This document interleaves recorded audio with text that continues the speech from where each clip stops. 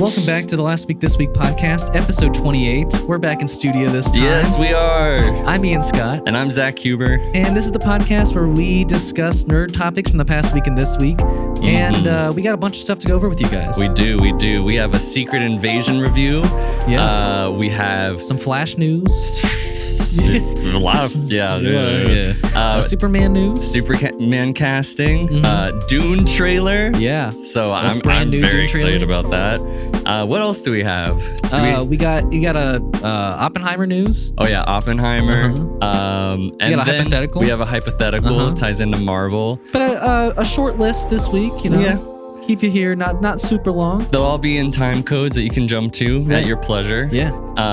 But I think we're gonna start with our Secret Invasion episode 2 review. This one started off kind of neat with the 90s flashback. Yeah, that was cool. I wasn't expecting that. No, I didn't think that there was like any flashback or de-aging stuff. And this is, I like this episode significantly more. I know last week, if anybody was watching or listening, I did not really love the first episode. Right. I still have issues with this episode, but I thoroughly enjoyed this one much, much more. And a lot of that has to do with they focused more on what the characters are going through and their relationships with one another and ramifications of past actions. So I think it was important to see that flashback with Nick Fury in the 90s because it really gives because one of the issues with the first episode that I had was like I don't really understand the gravity of some of what's going on right now. They like it wasn't explicitly like necessarily. Well, I mean, but this gave it so much more because it was like you see the scene where he promised them like he was gonna find a new home, and you see that he knew Gravik at a young age, and you see like his relationship with Talos and how much everybody trusted him and like what the whole idea was, and then you get these new information, you get new information throughout the episode that better shows where everybody's feeling about things. So and I think it was paced better this time around. Whereas the first episode, I just felt like I was playing catch up with all the characters. Yeah. But yeah, what did you think about it? I mean, I think I wasn't feeling like insanely stronger about this one, but I think it had like a lot of really good moments. Like I think, you have like the council scene with the scrolls, and you have like a bunch of characters that have popped up throughout the show in minor roles, like the newscaster, right?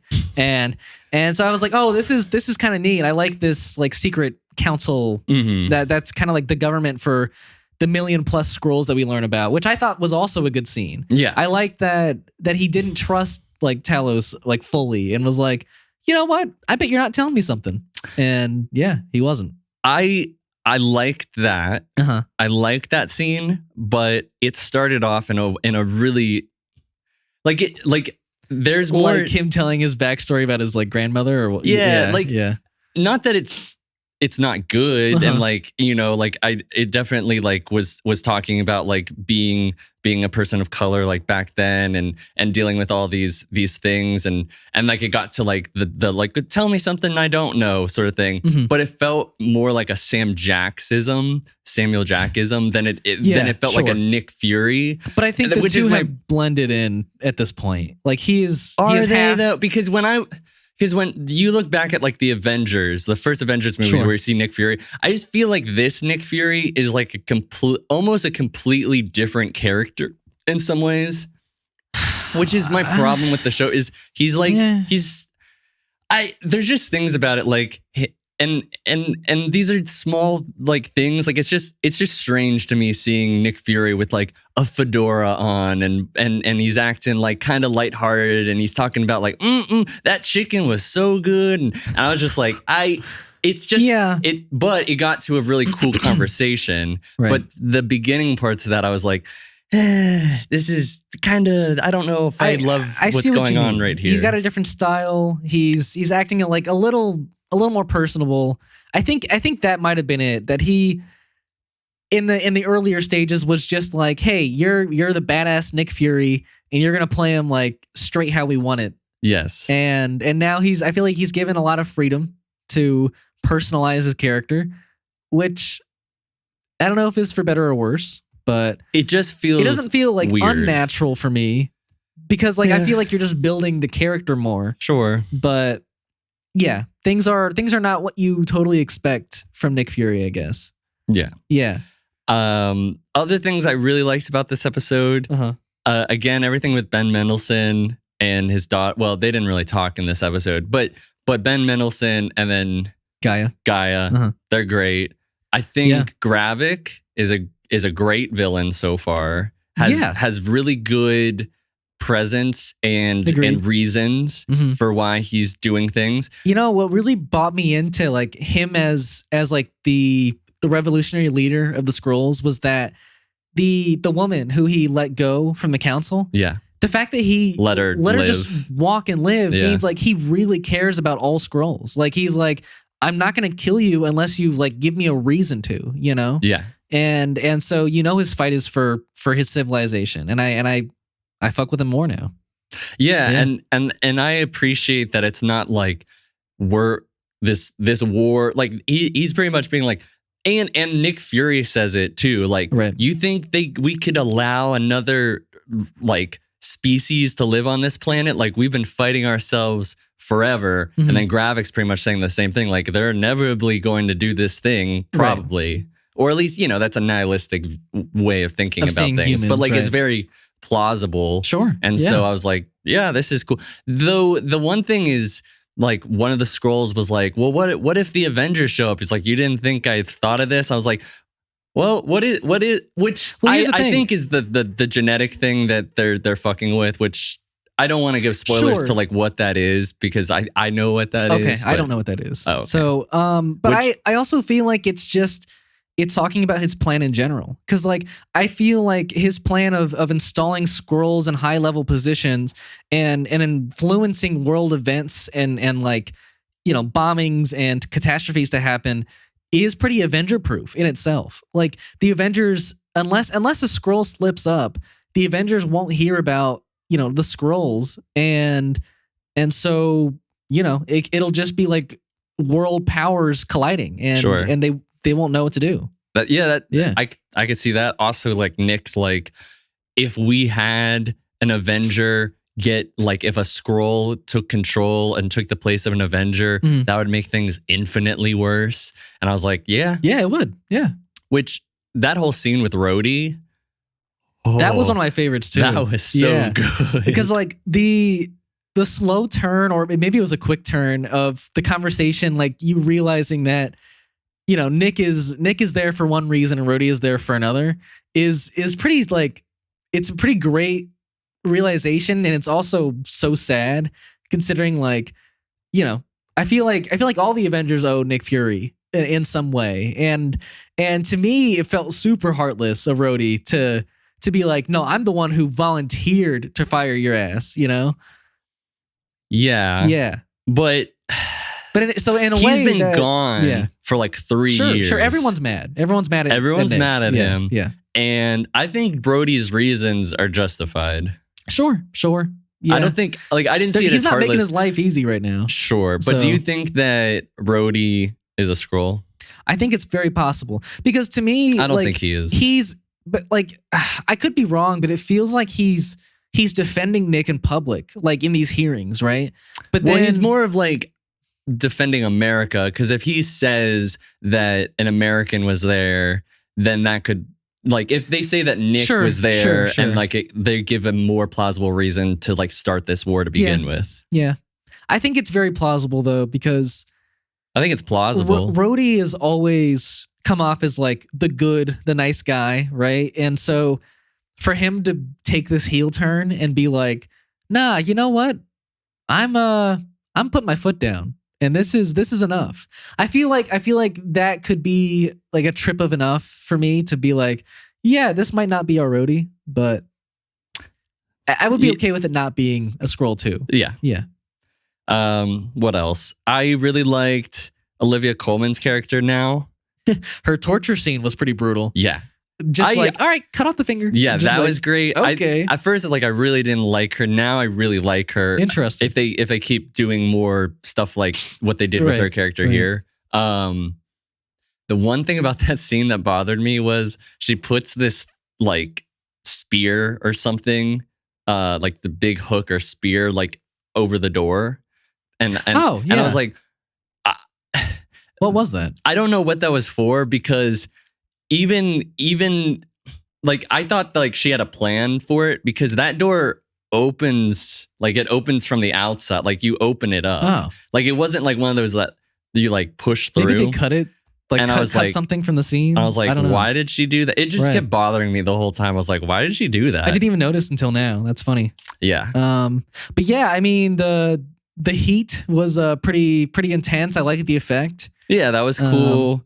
I thought it was great to see a finger cut off in the MCU. Now I will say, I think it was a bit, I don't know, cheesy for me that like he broke into this place to save this guy, right? And then like, you know, you could see he was doubting the fact that like, you know, did you tell him anything? And you know, he was already like, I don't know if you did or not, right? And then like, I don't know, the next scene, he just takes him to the woods and shoots him. I'm like, I don't know. I feel like that was a bit over dramatic for me. Like he could have shot him at the place, or yeah, that was I don't know. It was kind of unnecessary. Yeah. I was even watching it with Manny, and he was like, "What is this, the mafia right now?" Like, and I was like, "Yeah, you're right. This is a bit weird." Yeah, I liked his action scenes, like storming into that place though. Yeah, like they're both very capable for sure. You know, Skrulls. You're right. You know, and I don't know if we've covered everything, but one of my favorite parts of the episode is the ending. Where I like that a lot. Oh my gosh. Yeah. I mean, this is the first time we're seeing his wife, right? This is okay. Yeah, okay, cool. So a part of me wishes we have seen her before, so this is like a bigger like, oh crap, right? You know, we have some attachment to the character. But now we're just like worried because like Nick's living with a Skrull. It's not like, oh no, what happened to his wife? I don't know. What do you mean? You know what? Like, I don't know. To me, it's like I didn't even realize he had a wife. Yeah, and exactly. So, I think that's like the thing. It's like, oh, Nick's got a wife. You know, but and she's the Skrull that was like showed him Gravik. Like she's the Skrull that introduced Gravik to him at the beginning in the flashback. Is that right? Yes. You could. I guess I can't tell Skrulls apart at this point. But that's crazy. So that Skrull has been his wife the entire time? Oh, for a while. And I wouldn't doubt that like Gravik is somewhat of a son to him. We'll see. Maybe. Or like an adoptive sort of. What if Nick knows? I doubt that's the case. Nick knows what? That she's a Skrull. Oh, I see what you're getting at. But like, I don't know, like, Nick's been living with a Skrull. She's a Skrull right. Like I don't know. I feel think like he knows. You think he knows? Yeah. Okay. I don't know. It's just that she switched back before he could get in the room, you know? Because I don't think... Yes. Right. Maybe. But I think we had never seen her in like her human form. Or maybe we did earlier at the 90s flashback. Feel like I did, but... I think she's the Skrull that introduced him to Gravik. That would be very cool. I mean, I'm down for that. If it turns out that he doesn't know that she's a Skrull, I would be very surprised. I feel like that makes a better story, though. You know, like that there's a spy in his own home, right? I feel like that's really cool. Yeah. But I guess at the same time, like maybe, well, I guess we'll have to see for like the next episode or so if that's like, because part of me is like, maybe they showed that she's a Skrull because otherwise it would just be this random woman. And we're like, oh, Nick's got a wife. Maybe, possibly. And it's like, oh, let's show that she's like, he's with a Skrull. Yeah. You know what I mean? It's possible. You know, but I'm either now way, I'm a bit interested in because I didn't think about it that way. I was like, oh, okay, that's just his wife. That's just his wife. Knows, right. And it's just we didn't know that he had a wife. Right, was the big thing. Okay, yeah, that's an interesting take. Yeah, I think it could go either way. Yeah, I think it could either. Yeah. Two. Yeah. But yeah, I think that's our review so far. Yeah, I like better episode. I would give it like a 7 out of 10, maybe an 8 out of 10. I liked it a good bit. I could go 8. Yeah. I think there was a couple other cheesy moments that I didn't love in this episode. Like, I think the talk with like Maria Hill's mom was a little. I didn't love it. Like, I think it could have been written a little better. I don't. Yeah, like he's just not that shaken up about it, right? It seems, and I think also I thought some of her responses were super generic. Yeah. I don't know. I was just like, whatever. Can we just get past the scene? and then the other scene was like, you know, the guy in the council like standing up and was like, "Are we just gonna let this happen?" And then they just like karate chops his neck. I'm just like, so we're just letting assault fly in the council right now? It's just that's fine, I guess. Okay. Yeah. But you know, those are minor, I guess, details about Secret Invasion. So I'd go 8 out of 10. Yeah, I'm much more positive this time around about it. Nice. I just still it's still just like it's okay. Yeah. Like it's fine. Like it's not like something that I'm like gripped by, but I'm like interested. I mean, it's getting better. It's getting better. And yeah, I think it's got a lot of potential. Did you like when Gaia was looking at the species that they were experimenting with? Did you see that little those Easter eggs? I didn't know. What was the Easter egg? Okay. Let me know. Yeah. So it said Groot. Okay. Interesting. And it showed the whole like from Planet X, wow. Colossus Flora. Wow. It also showed like Frost Beast, and it showed I forget what the third one was, but at the last one that it showed was the what was the thing from Iron Man 3 Extremis? Had Extremis on there. Oh. Wow. So they're like experimenting with all these different. That's really neat. And you'll see what that is, which I'm excited about. I'm excited about. Okay. Yeah. Very cool. Very cool. Yeah. Well, yeah, I want to go back and see that scene now for Groot. Yeah. I was like, Ian's got to see this. Yeah, I guess I just missed see it. that. That's crazy. It literally said Groot in big letters. I also thought that scene though, where like Gaia was spying on the scientists, I was like, she is hiding terribly. She was just standing there. I was like, well, anyone could just look over. She was behind a pole, I guess. But I'm like, I don't know, man. Anyone could look over and be like, oh God. You know, I don't know. It's just. But I think speaking with Secret Invasion, we should mention that they had some numbers come out recently. Yeah. So in the past 5 days, or in the first 5 days of the first episode that released, only 994,000 people watched. Really low. Second lowest premiere of any MCU show. Which was Miss Marvel, which had 775,000. Jeez, that's low. Wow. I mean, it is, but it's not like... It's not astronomically low, because like the other numbers is She-Hulk, which had 1.5 million. That's quite a bit. That's double it, right? But that's not like, I mean, it's 500,000 more than Secret Invasion. But Loki and Moon Knight both had Loki had 2.5 million, and then Moon Knight had 1.8. Wow, I'm surprised. Okay, yeah. What about like do you know WandaVision? No, I don't know that one. That's not the one that I read. But I think some people have been speculating that maybe this is because of Marvel putting out subpar material or just superhero material from other studios being subpar. I guess I'm just surprised because like, you know, they had this like 8-month break from shows. I was like, oh, this is plenty of time for people to take a break from Disney Plus shows, and then you get thrown into like a very cool espionage, you know, Winter Soldier story.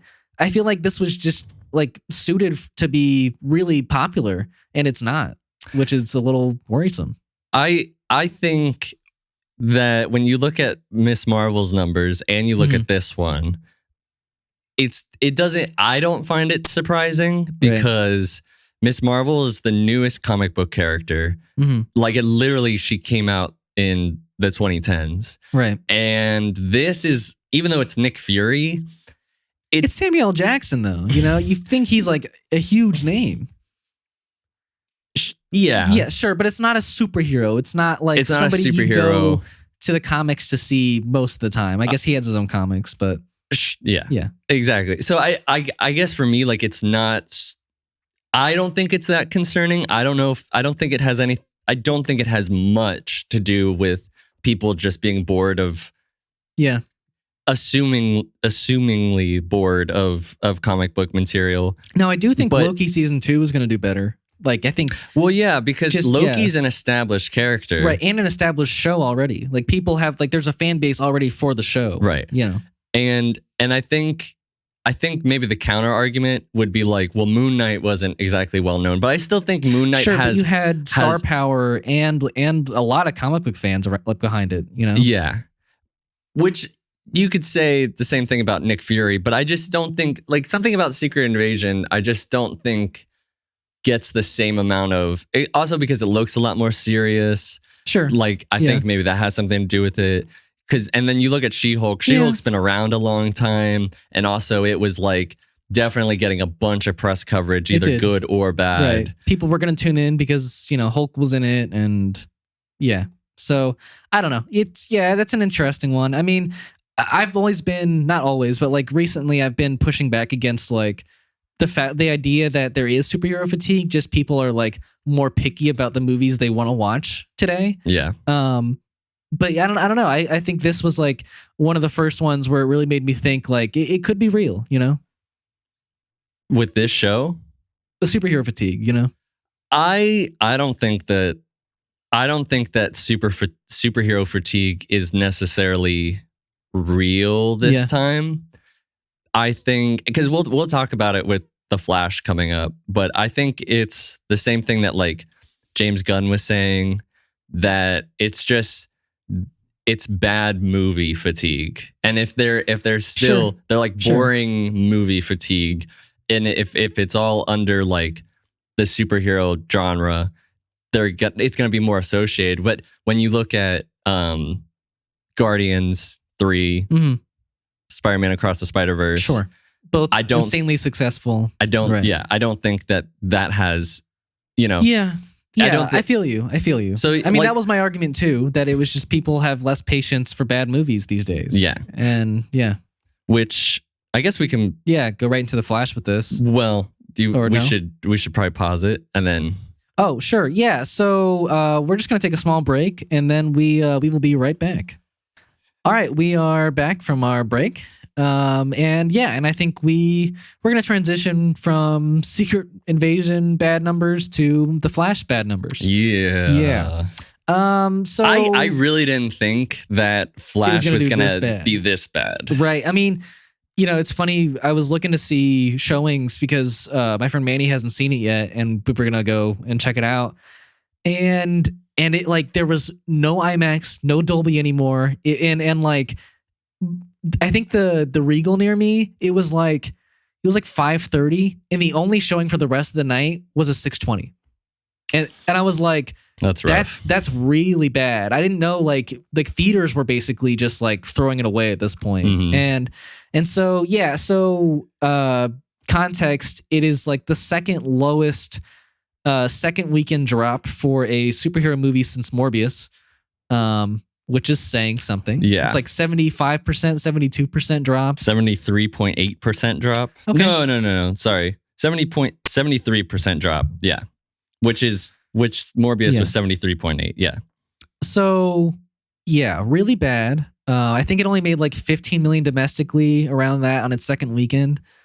So it's looking like this is going to be a flop. I think it just reached 200 million the other day. Yeah. So this is the third consecutive DC flop. I mean, actually, Here's the to be thing. honest, you could go all the way back to Harley Quinn. You think with- Birds of Prey? I think that flopped too. Did it? A little bit. Because I know Suicide Squad did. Wonder Woman did. 84 did. Yeah, but it didn't go to theaters, I don't think. No, but neither did Suicide Squad. Well, No, it did go to theaters. It did, but it was Yeah. day and date with HBO Max. Right. So nobody went to go see it in theaters. Right. Yeah. So yeah, they've had a lot of bad flops. Like ever since Aquaman, I don't think Aquaman. Like I don't think there's been a Didn't Shazam come out after Aquaman? I don't think so. I think it did. Maybe I think Shazam was 2019, wasn't it? Yeah, Shazam was 2019. Was it? Uh-huh. So Shazam didn't flop. No, Shazam didn't flop. So since Shazam, okay, which is bad, that's still not good. That's 4 years of flops. Yeah. And I guess Black Adam just barely broke even. So I don't know. It's still not successful. So yeah, I think I guess in a way it's not surprising because the audiences have been telling us that they're done with the DC universe. Yeah. But do you think that the reason that it's dropped off so significantly is because the movie's not particularly, like, people don't like the movie because of the DC universe as a whole, or because of superhero fatigue? I'm gonna say, I think my two things is that people don't like the DC universe and people don't like Ezra Miller. Yeah. That's like, I think it boils down to that. I think like they're like the majority of reviews, I guess I'll say like 2/3, which is still a majority. I've seen are positive reviews for The Flash. And so I don't think like people are deterred to see it because of bad reviews. But Yeah. I do think like social media backlash to this was at an all-time high. Yeah. I think people were really upset about all the cameos and CGI, and I think that deterred people from wanting to see it. I think Ezra Miller, the whole situation made a lot of people not want to go see it. And then pile on the fact that it's in this dying universe that people don't want to see. It was just like a recipe for failure. Yeah. Yeah. Yeah, I think I pretty much agree with you. I definitely will push back against like the superhero fatigue thing. Yeah, I don't think it's that, honestly. Because I feel like people are like, "Oh, look, all these movies are like flopping." And I'm like, you had Quantumania not do well. Right. And you had Shazam 2 and Black Adam not do well. And I think people will point to like, "Oh, the DCU, it's because nobody wants to go see a dying universe film."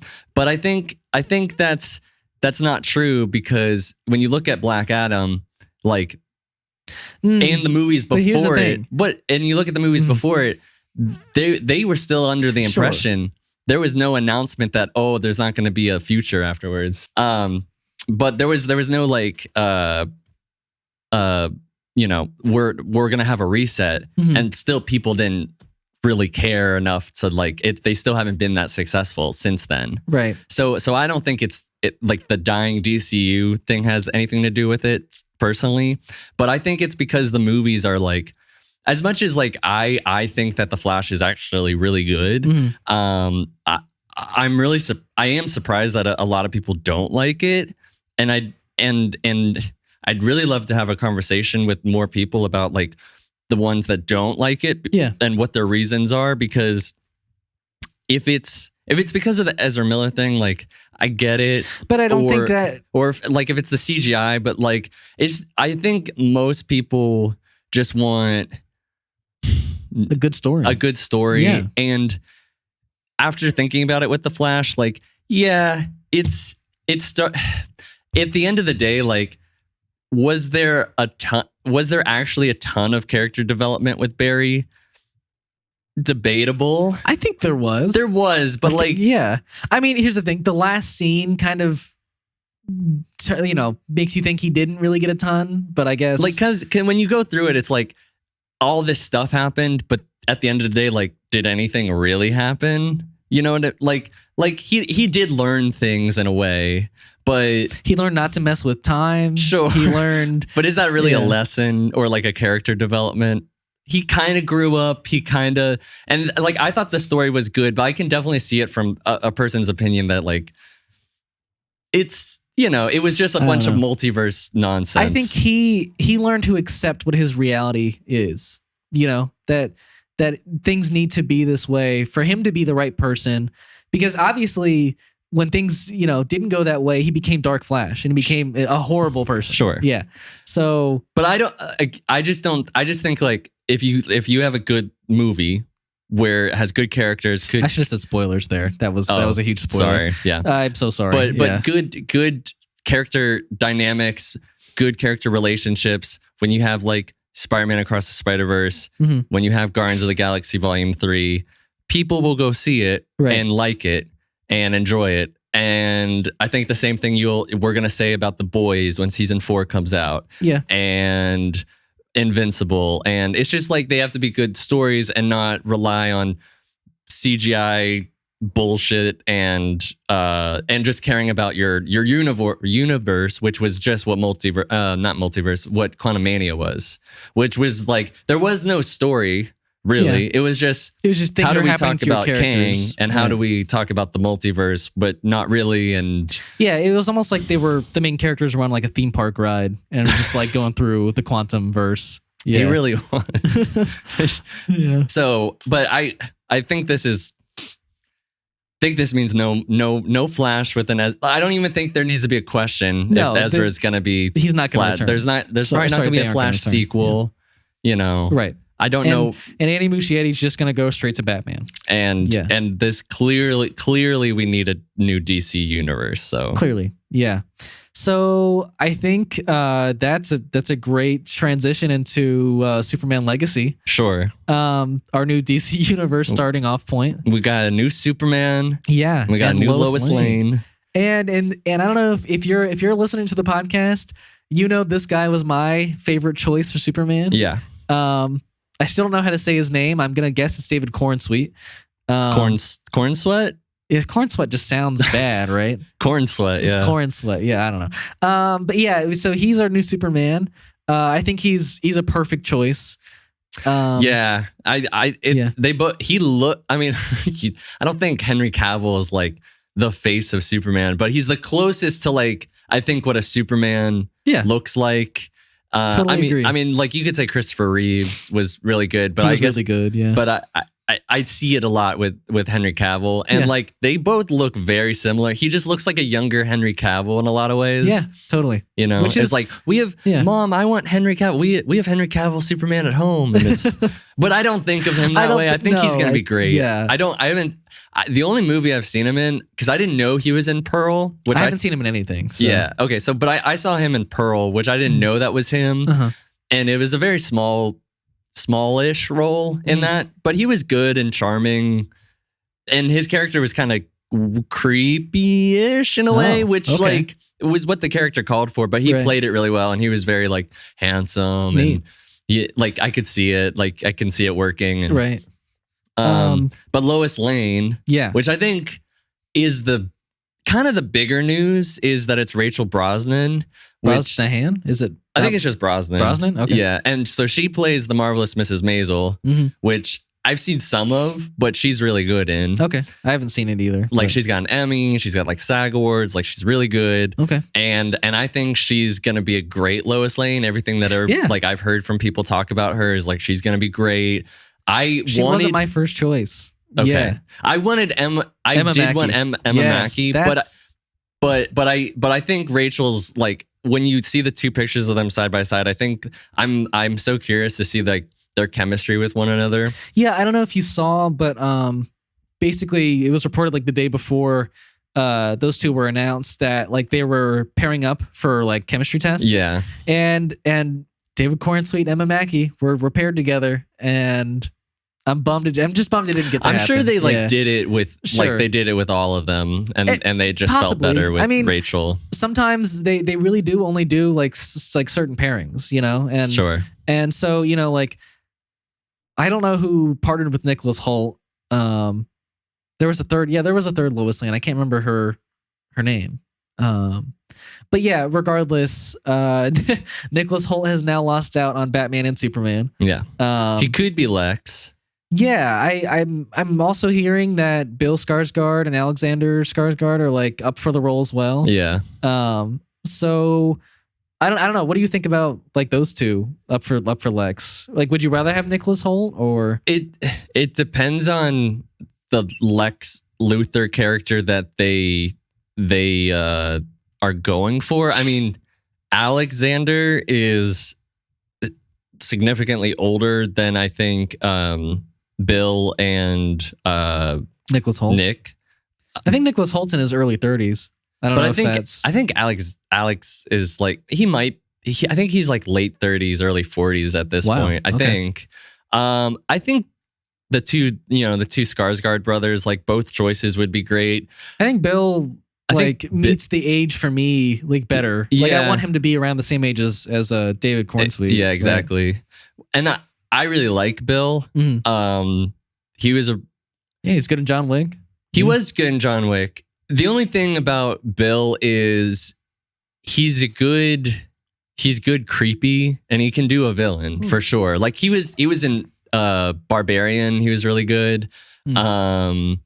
But like I said, I want my Lex to be a bit more not like he needs to be muscular. He needs to be like needs to be able to like you do want that. That's right. So I do if Bill could like bulk up a little, not like a shit ton. I don't need him to be ripped, but like if Bill could do that, maybe I could still see Nicholas Hoult. I think that would be a good one. I think Alexander Skarsgård's a great actor, and he's obviously can get fucking ripped because we saw him in The Northman. And oh, is that him? Yeah. Who he was the main character? Yeah, and he's in Succession. You'll see him later. Oh, cool.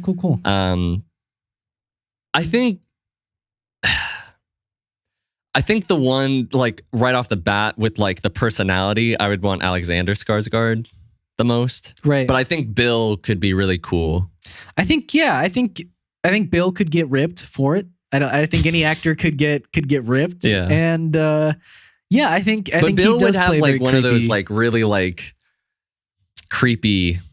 Like the only thing I'm trepidatious about with Bill is like you might go into a bit of a Jesse Eisenberg Lex territory, which I don't want. Right. But maybe they'll tame him. You know, maybe. Yeah, he won't have to go all out for. He just has one of Lex. those faces where he's like a little intense. Yeah, too intense. Sure. Yeah. Sure. I don't know, but I don't feel like he got like insanely intense for John Wick. I feel like he played a very straight villain. No, you know? it's just he's got one of those.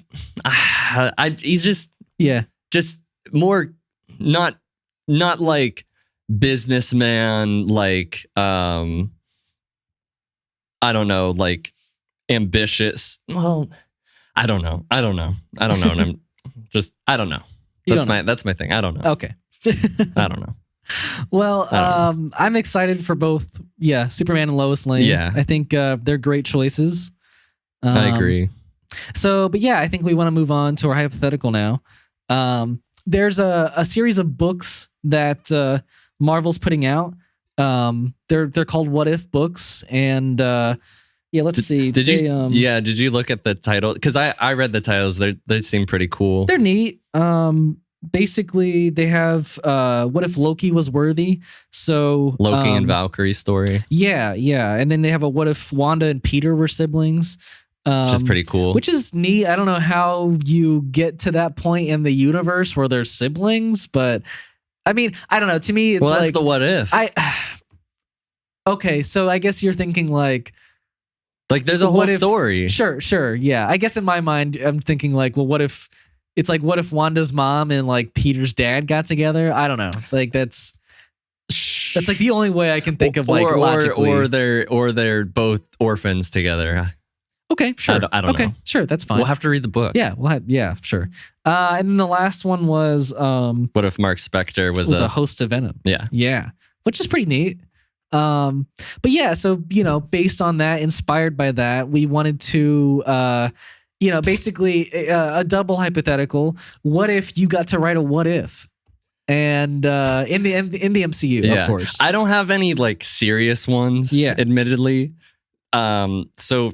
I think all the hypothetical, like if you take anything seriously, it'll come from Ian. Because I just started writing a bunch of jokes, which is, what if Peter Parker was addicted to drugs? Oh, okay, yeah. Or, which this one you could see if like in The Boys, which is, what if Captain America was a misogynist? Sure. And so okay, here's the thing. What changes based on those things? Like the things that we've seen, I don't know. I mean, this one's just sad. What if Doctor Strange just had fucked up hands and spent all his money? But then we wouldn't like have he just crashed his car. The time zone. Yeah. I I don't know. They're just stupid thoughts I had. I mean, if Captain America was a misogynist, I mean, I don't think Peggy Carter would be no. And I don't think Black Widow would be his friend. Yeah. I think the world would be a little bit of a worse place. Yeah. I don't think they would accept him fully, you know? I don't know. I think if you look at America today, there's a whole bunch of people who are like, no, he's my Captain America. That's America right there. So Andrew Tate's just like... Yeah, that's their brothers. Steve Rogers, my guy. So mine is a bit more like I wrote the consequences of what would happen to. Sure. So mine is what if Tony Stark retired in Iron Man 3, actually? Yeah. Because like when I wouldn't think like it. Would not like it. You wouldn't like it? I think some things actually changed for the better. Like what? Well, I'll get into that, but like I did this kind of what if because like I watched a lot of what if videos on like Game of Thrones and like other like Star Wars, and they're always like, well, what if like this character died and like what are the consequences that come of that? So yeah, basically, I'll pull out my notes here. So if Tony retires, like in Avengers: Age of Ultron, I still think they take down Hydra fully at the beginning. Even without Tony's help, I think they get Loki's scepter. But because Tony isn't there, Wanda and Pietro, they can't influence him to like create Ultron. So Ultron is never made. The events of Age of Ultron do not happen. But they might influence another character in the Avengers. Well, so I still think events would unfold from that. Like the beginning of that movie, right? Like, because I still think because Hydra is done, Wanda and Pietro leave. They're free to do what they want, and they still have like deep hate for Tony, right? So I think they go and like surprise kill him basically, and like revenge kill for their parents, and so then I think the Avengers take those two down, and kind of like, even though I don't think the events of Civil War could happen at this point, I think they're like unified even like more through this death of Tony, right? And I think Tony, I think even if he retired, he was supporting them with like the Avengers compound and like just like funding the Avengers. I don't think he would have retired fully from like. I don't know. I mean, Sam Wilson can't get a credit card loan. Yeah, you're not wrong. Did he really take care of everybody? At least he took care of the Avengers facility. But yeah, so that basically takes Tony and Wanda out of commission for forever. Because I think they're imprisoned, like her and Pietro, or they're killed by the Avengers. So then, since Age of Ultron doesn't happen, they don't split. Yeah, Sokovia Accords never happen, and the Avengers are left free to do what they want. Rhodey never gets paralyzed from the Civil War battle, so he's probably like fully the next Iron Man at this point. But is he Iron Man? No, but he's probably doing more as War Machine than if Iron Man doesn't exist, right? Also, I think Spider-Man develops. I just don't think he develops as fast or in the same way. I don't think he gets called to the Avengers ever. So I think at that point you have Spider-Man out of commission from helping the Avengers. Who else? You never have Vision be made, though. Right, Vision's also never made. So that's actually kind of a bonus. I'm not. So here's why. I think because of this. And I haven't mentioned that Clint and Scott also aren't under house arrest at the time of Infinity War, so they can also help. Kind of replace like Spider-Man or Wanda. But yeah, so because there's no Tony, the Avengers are united, and without Vision, Tony, and Spider-Man, I still think they would struggle against Thanos, because I think Thanos is just inevitably coming. But they would have the Mind Stone separate from Vision. But is that a good thing? I think it is, because the whole battle like was trying to get the Mind Stone out of Vision's head to destroy it in time. And if they can just destroy it with like Thor's hammer, or like, you know, if they can just go to Wakanda and they can destroy it there. I think it stops Thanos' plan, and they never get to wipe out half the universe. So I think if Tony retires, it might be better for Spider-Man fans. It might be better for the universe that nobody dies for 5 years. Yeah. It would be good. Maybe it'd be good. It's also good for the world, like of the Avengers, because they don't split up and they have a civil war, and the government isn't on their ass to regulate them because the Sokovia never happened. So you might be right. You might be right. Just Tony dies like way earlier than Endgame. Yeah. So you might be right. It would be a nicer world, I'm sure, but we wouldn't get Infinity War and Endgame. And so I don't like this. We just wouldn't get. No, we wouldn't. We wouldn't get Endgame, but we would get Infinity War. We just wouldn't have Tony in Infinity War, or Spider-Man. Yeah, you wouldn't have that whole. Yeah, or Vision. You wouldn't have the Guardians meet up with the Avengers. Why do you say that? Because they run into Thor, not Tony. I think they would. Who's to say that they would run into Thor? What if this one event happens and he doesn't? I forget. Sure, but I guess in my mind, nothing in Tony's story, like with him retiring, affects Thor too much. But they still run into Thor, but Thor goes off and does his own thing, and then they run into to Tony and Doctor Strange and Peter on Titan. The Guardians, yeah. You're saying? Yeah. Sure. I mean, it would just be the Guardians at that point versus Thanos, because Tony and Spider-Man don't go up to save or go up to follow the ship. So it's just Doctor Strange that's captured. Yeah. And although here's the thing, things could play out way differently, because in general, the Avengers are already together at the start of Infinity War. They're not split in half. Yeah. So I think in that sense, plus with the Mind Stone being separate, they're at a more of an advantage than they were at the start of Infinity War in real life. Yeah, but no, yeah, you're right. You're right. It was one of those things at the end of Iron Man 3 that was like, oh, and then he's just back to normal in Age of Ultron. Right at the start of Age of Ultron. Never mind, that didn't happen. But also, I think it does make sense. I don't think it's unnatural that he didn't retire. I just think it makes him hypocritical, which is fine. I think that's fine for a character to be hypocritical. Sure. So yeah, I mean, but that's cool. That's very well thought. More thought out than my stupid. I don't know. I like thinking of the consequences of certain things in the universe, and yeah, that's one of them. Yeah. I think we're just gonna take a quick break again, and then we'll be right back. We will be right back. So we are back. And we are going to go into super exciting trailer that just released, Dune Part 2. Dune Part 2, the new trailer. A lot more story this time around. Yeah. And I guess if you don't want to know anything, don't maybe skip this part. Sure. I'll try to not talk too much about what Dune stuff, like anything Dune stuff, like going on that'll happen in the movie. Right. But yeah, this trailer was so good. Yeah. I love this trailer. It still feels like I was so nervous.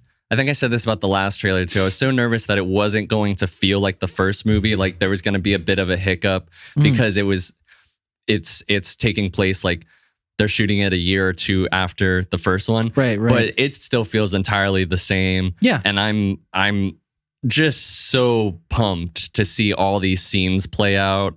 And yeah, I mean, what did you think? Because like I'm obviously like so excited. I mean, I think maybe I'm feeling they showed a little too much. They did. That's my only thing. Like right, because they showed them kiss, and I was like, I mean, it would have been nice to like see the build up and like get them to that spot where they're like, in love, and and even like said the line, and he's like, I'll never stop loving you for as long as I live, and I'm like, well, it would have been nice to like see for the first time in the movie, but yeah, like I will. That's that what is frustrating about the trailers, and I mentioned this on the last trailer, is I'm surprised that they're showing all these different moments because they feel not. I think with a lot of this movie and the story, like there's more context to things, and so you see things, but like you don't necessarily know like how the characters are feeling about what's happening, which is more interesting. But I don't like that they show Gurney coming back and reuniting with yeah, they showed that scene and I was like, oh, come on, that would have been so nice to see. Yeah, that I don't like. Yeah. I really don't. I don't know why they're doing that, because I think Josh Brolin's a big name, but I don't think like I don't think anybody was like crazy about, you know, going to see Josh Brolin even in the first movie. I mean, I like him as an actor, and I think it's cool that he's back, but I don't think you need him to sell this trailer. Yeah. And I think and again, like I don't necessarily think they should have shown the first riding the sandworm scene, and I think it's amazing to hear like I'm Paul Maudy Atreides, but I want to hear that in the movie, which like I think you'll still be pumped, and I still think like all these scenes will be really resonant and really cool, and so it made for a great trailer in a way. It makes for like an awesome trailer, and I think the stuff with Chani. And I think it's like it's interesting to see what like you think about like with him saying like you're nervous you'll lose control, and he's like, no, I'm nervous that like because I get more focused, like I get more in control, which is more of like what I'm talking about with like how characters feel about things. Okay. And that's neat. It was really cool to see Christopher Walken as the Emperor. He looked great. You know what's funny is that like I always look at him as like this funny actor guy that's just like so warm and friendly. But I don't know. I immediately bought into the fact that he was like this scary emperor. You know, I was just like, oh, okay. Your father was a weak man. He looks right for the part. I don't know what it is. But he just looks so much older. He does. That's probably what it is. Yeah. Yeah. But he looks good. Yeah. I mean, the action looks great. Cinematography, I mean, there's certain scenes that I'm really excited to see come out. I think all the fighting stuff, the fighting style of Fade Rautha, which is Austin Butler, looks so scary. I mean, Zendaya's fighting looked great too, to be honest. I was like, oh, she's got some really good scenes in this. Yeah. No, yeah, Chani's a badass. That's yeah. Yeah, I don't know. I think it looks great. I just like I said, I do think that they're showing a lot, which it's not like gonna deter from the story. It's just from a viewing experience. It'd be nice to experience it firsthand. I just find it weird that they're showing certain scenes because like and like saying like, you know, like going through that whole first sandworm scene, like I think it would have been cool to just see him like jump down and you don't know what happens, just as like an audience member who doesn't know about the books or but I think like there's a lot of great lines like I don't care if you don't believe, I believe. I was just gonna say, I was like, that felt like a big theme in the trailer, that like people were like believing in Paul, I'm assuming, or like in yes. But in more in a prophecy, right? But he's like, it's not a prophecy, it's a story, you know. Right. And so which is again another thing that I was like, I'm surprised that they put that in there. I mean, I think it's very cool. I'm excited to like know more about what that means. But yeah, everything from this trailer looks great. I hope it's not too hard for people to understand what that'll be, because like I know people who watched the first Dune movie. I was like, I don't know what happened. Like even when we were like watching the Flash trailer, like or the Flash movie, the people next to me, you weren't in the theater yet. Okay, but the older Dune trailer, Part 2 trailer was playing, and after the trailer played, they were like, I don't remember anything that happened from that first. And I was like, I don't blame. Like I've had multiple people tell me that, and I'm like, I don't blame you. It's not like that movie does not hold your hand at all. But I feel like, I don't know, it was overblown to me how people like weren't understanding like the plot of the movie, or it was just kind of like like a lot of the talk was that like, oh, you're gonna like when you go in, like be prepared because the first one in 84 or whatever was like super confusing, and this one's gonna be kind of the same. And I'm like, when I came out, I was like, this is just Game of Thrones in space. It's not that confusing for me. Yeah. I feel like it was pretty easy to follow. So I just know for other people it wasn't. Sure. But yeah, I think that's our thoughts on the Dune trailer. Yeah. Yeah. Love it. So yeah, in the same kind of similar serious film vein, we're going to talk about some Oppenheimer stuff. Yeah. So Christopher Nolan had some thoughts about his new movie Oppenheimer. Yeah. Which I guess if you haven't heard of that movie, it's his new movie coming out. I'm shocked if you haven't. Yeah. I mean, I was talking to somebody, they just found out that Barbie was happening. Wow. You know? Okay. So people aren't as tuned in as we are. They really aren't. Yeah. Okay. And considering there's been far less Oppenheimer marketing. Yeah. I'm not surprised. But it's about Robert Oppenheimer, who made the first atomic bomb or hydrogen bomb. I'm assuming atomic bomb. I forget. Nuclear bomb. Right. But he was talking about Oppenheimer's ending and Inception's ending, which is one of my favorite movies of all time. Yeah. And he said, I mean, the end of Inception, it's exactly that. There is a nihilistic view of that ending, but also he's moved on and is with his kids, and the ambiguity is not an emotional ambiguity, it's an intellectual one for the audience, which like if you haven't seen Inception, it's like there's a spinning top. He doesn't know if he's dreaming or not, but you know, there's the side of like maybe he's just dreaming and it's kind of sad, or maybe he's moved on and he's with his kids. And then he was saying, it's funny, I think there's an interesting relationship between the endings of Inception and Oppenheimer to be explored. Oppenheimer's got a complicated ending, complicated feelings.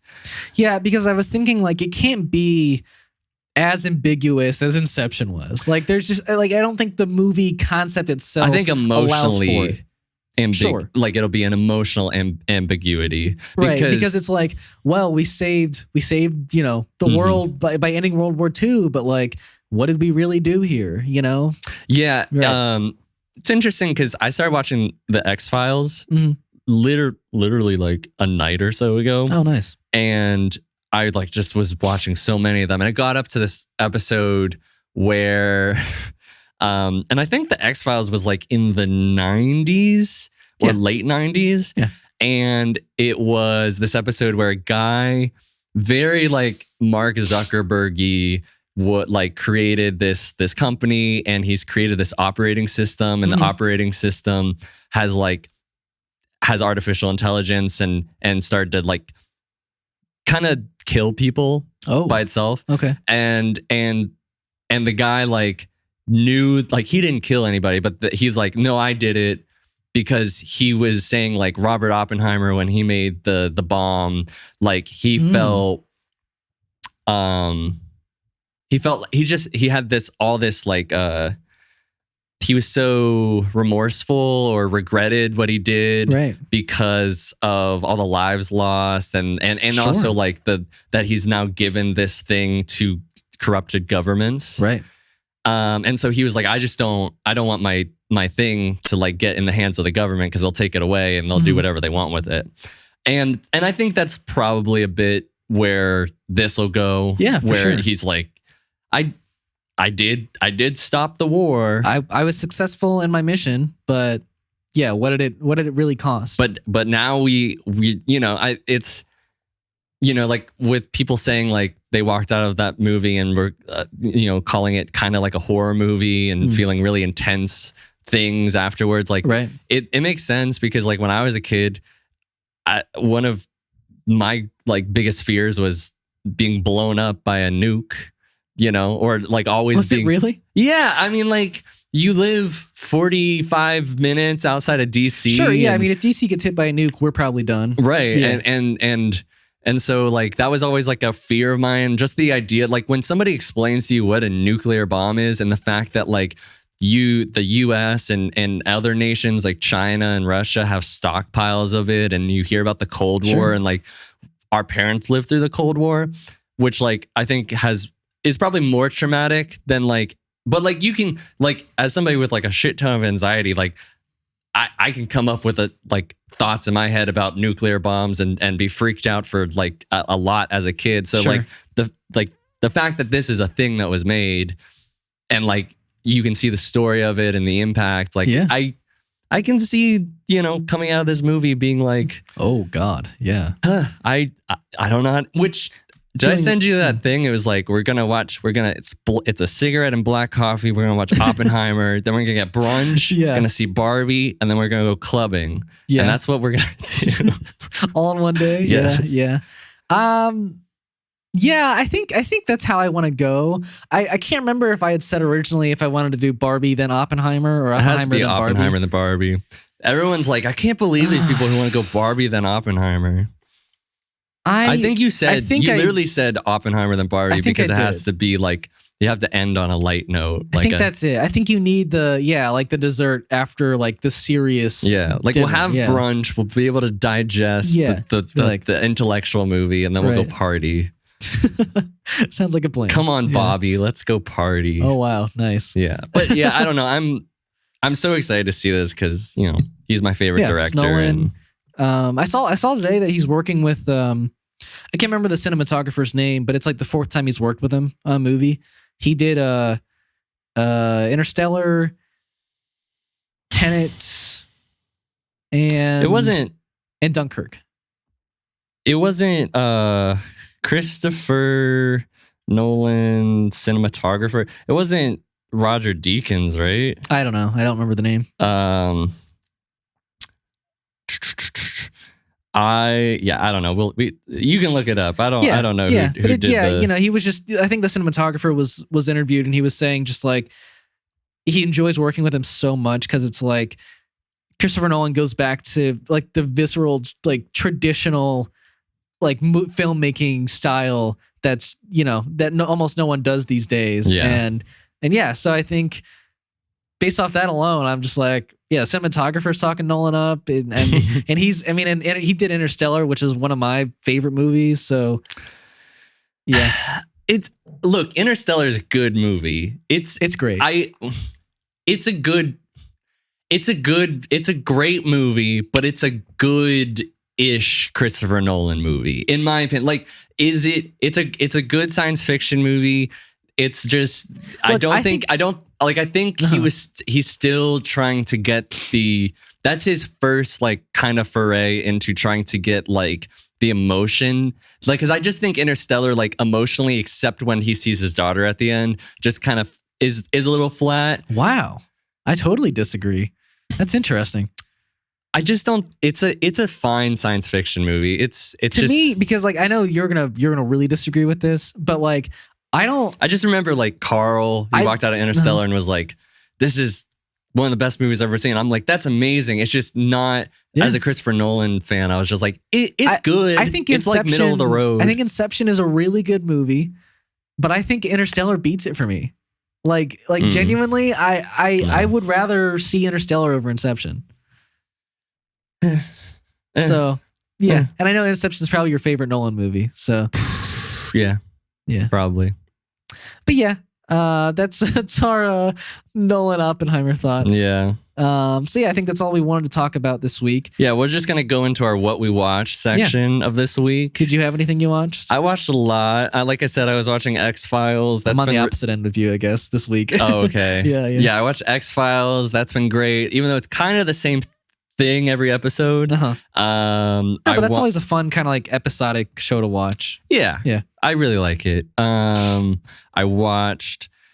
I always am watching Star Trek, so there's that. And then I watched Solaris, which is this movie by Tchaikovsky. He's a famous like Russian director. And this is like a very famous science fiction movie from the 70s.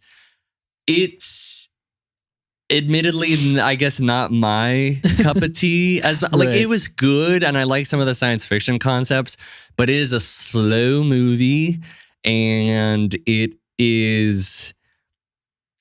I like movies from the 70s, and I thought I'd really like this one, but it just, I don't know, it was a bit meandering at times, I guess, for me. But I Right. think there's some film bros that'll be like, what the fuck? So, This is amazing, dude. Yeah. because like I looked at it on Letterboxd, it's like 5 stars, 5 stars. I was like, it's Okay, all right. it's okay. Yeah. And then I watched Fantastic Planet, which I Haven't heard of that either. It's a French movie, Okay. also from the 70s. It's animated. Interesting. I was so freaked out at the beginning because first of all, I didn't know it was going to be animated. Uh-huh. And secondly, like, I don't know if you've ever seen the BFG, like the original BFG, or No. there's some other movies, but these movies where like there's giant beings and then the humans are like the smaller Okay. like pets and things. Oh, interesting. And so it's one of those kind of movies. like that always freaks me out. Like I really am very uncomfortable Uh-huh. with being like, because it starts off with this like, basically it's on an alien planet Mhm. and there's these things called the drags, and they're like these blue animal kind of like overlord, big, huge creatures. Uh-huh. And then the humans are called the ohms. And you just see this like wild ohm with her baby, like Mhm. running away from like these giant, and all you see is like a blue hand, like just like push it away and just is playing with it. Uh-huh. And so it's this whole thing about like the ohms and like how they eventually like rebel against them. And it's really good, but it was Interesting. really uncomfortable because that's like a really visceral, uncomfortable thing. Like when I watch the BFG, you just see these big, giant fucking giants walking around London, and they're abducting kids at night. Uh-huh. Yeah, it's a bit horrifying. Yeah. So, but it is, you know, it's like kind of makes you think about like what we think about like with having pets and what does it mean that like how to treat them, or Sure. or also like I guess it was like a metaphor for like racism and other things, and Right. and tolerance and whatever. But so I watched that. You and that watched a lot that this week. Yeah, I did. And I think that was it. Yeah. Yeah, I think I only rewatched one movie this week. A movie I'd seen before, but it's one of your favorites. I'm being sarcastic here, but it's a Hateful Eight. Why would you rewatch that? Because I like that movie a lot. It's such a parody of what Quentin Tarantino does, and the violence is so disgusting at times. I mean, the violence in all of his movies can be disgusting. But this particular, like, I don't know. To me, like the violence in Hateful Eight is like particularly. There's some really disgusting shit. I think the violence at the end of Hollywood, like Once Upon a Time in Hollywood, is way worse. No. Yes. No. Absolutely. No. Absolutely. Okay, so you're telling me that you would rather watch that scene where Sam Jackson tortures the guy who's like out in the freezing cold and then like was like, suck my dick if you want to, and then he's like, I'm just gonna kill you anyway. Like that was disturbing. and then you would rather watch like some dude get like the can chucked. You would not want to watch that as opposed to like when the person starts like, was it Kurt Russell, Mhm. when he starts like barfing up all that blood. You'd rather watch that? I mean, that's not a super violent scene for Tarantino, honestly. What about the end scene where like everything's on fire and like the dude's hanging and it's bloody? Like, I was so violent. Dude's on fire. Wasn't there stuff like the things like the whole place started to get on fire? Or, No, I thought they just bled out at the end. They hung the Domergue and the two of them just bled out together. it was so violent. I don't It know. was It's way like, for more me, violent than- it's not that out of the realm for Tarantino. Like genuinely, I think it, like if you watch The Thing and then watch this movie like I did this year, I think it's really cool to see like how inspired this movie is by The Thing. I think there's a lot of like blizzard shots that just remind you of what's going on in that movie. And I think the suspense of like, who can I trust is very much like The Thing too. So I just thought it was like a cool, realistic, like Western take of The Thing at this point. And if you haven't watched The Thing, which I know you haven't, you should absolutely watch it. It's I don't watch horror movies, and that's an amazing horror movie. I'm pretty sure this one X-File episode that I saw recently was also like inspired by The Thing. Oh, neat. Because they're like in this lab that's in the Arctic, and then they're like, maybe you are the one that I can't trust. Yeah, So- that's for sure The Thing. Okay. Yeah, nice. But yeah, that's what I watched this week. Just a movie.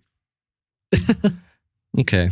Yeah. I'll restart. Actually, I'm probably gonna start watching Succession again and Walking Dead. So I'll have more of that to report on. And I saw another episode of The Idol, I heard it only got 5-episode season. which I was like, when they were like, oh, when your show is so bad that they bring it down from 6 to 5. Uh-huh. Apparently, yes, it was originally for 6, but that was with the original director, and they like changed it around. They're like, we only need 5. Right. 5 is really short. It's yeah. I mean, it's not good. there's some not good stuff. Yeah. I definitely understand why people call it torture porn. Yeah. It's Yeah. Well, I don't know why I'm still watching it, but I feel like I need to see it through. Yeah. You only got like two more episodes. There you go. No big deal. Yeah. I saw that scene where he was like, where he saw somebody checking out his girlfriend and he was just like, don't let me catch you looking at her again. Yeah. I was like, and he just kept repeating it. Watch me look at, or I forget what he's saying. He was like, it was Don't let like, me catch you. Yeah. don't let me catch you. Don't let me catch you. I was like, It's so bad. Abel just can't. He's I not don't- there as an actor yet. No, he's not. Yeah, I think that's all we've watched this week and all we want to talk about with you all. So yeah, thank you all for sticking around and watching this thing. And if you're an audio listener, thank you for listening. Thank you. Yeah, Thank you. If you want to check us out in the future, we release on Fridays or Saturdays. And if you want to follow us on our socials, we're at Last Week This Week Pod on Instagram and TikTok. If you want to watch us on any of our platforms, we release on YouTube, Podbean, Apple Podcasts, and Spotify. On YouTube, we're at Last Week This Week, all one word. And if you want to support us a little further, we would always appreciate a like, a comment, a subscribe, or review, or a rating. Yeah, and also thank you to Joe from Modern Studios. Yeah, absolutely. Link will be in the description. Yep. For this space. Called Modern Studio. Yeah, I mean, if you want a space to record, just audio, you can do it here. Sure. You can also do the video. Yeah. So, Space go looks check great them for out. video. Yeah. So, yeah. I think that's it. I think that's it. So thank you again. Yeah. Until next time.